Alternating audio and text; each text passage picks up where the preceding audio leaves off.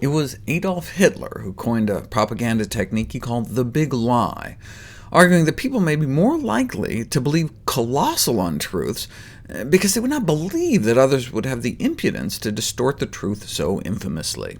So in the big lie, there's always a certain force of credibility.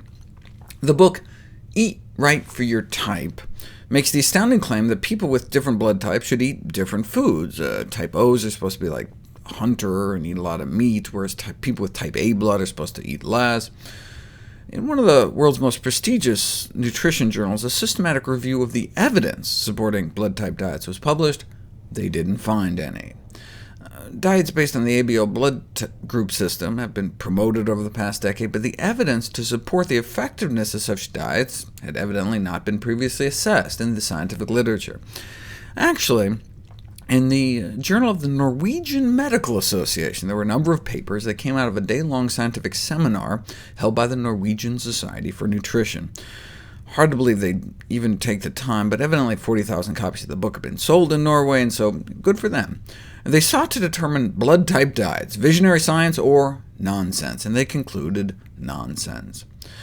What was so outrageous is that the blood-type diet is promoted and justified in the book by supposed scientific arguments, yet the author takes no pains to prove his ideas, just presenting them simply as facts, taking advantage of people's ignorance of biology. His arguments sound scientific, and he uses lots of big words, but displays a fundamental misunderstanding of the science, describing the book's understanding of some basic tenets of blood-type biology as absurd. There should be no doubt that had the author practiced in Norway as opposed to Connecticut, he would be in violation of the so-called quack law. The book cites the work of blood-type biochemists, but if you actually ask the actual experts, as scientists, they say, obviously you have to keep an open mind, but not so open your brains fall out. It must be stated that an open mind should not extend to some of the non-scientific literature where there are books on the ABO blood type system of pure fantasy. The most recent and incredulous of these claims individuals of each ABO blood type must subscribe to a particular diet. I don't know how researchers have the patience to read these popular press books, but it can lead to an appreciation of the ridiculous aspects of the many ignorant and preposterous claims. So what should the overall assessment of this work be? The nicest thing you can say about the book is, well, it does have a good imagination. Is it any worse than people who believe their fate is determined by the stars, though? Well, yes, because astrologists aren't telling a third of the population to go out and eat organ meats.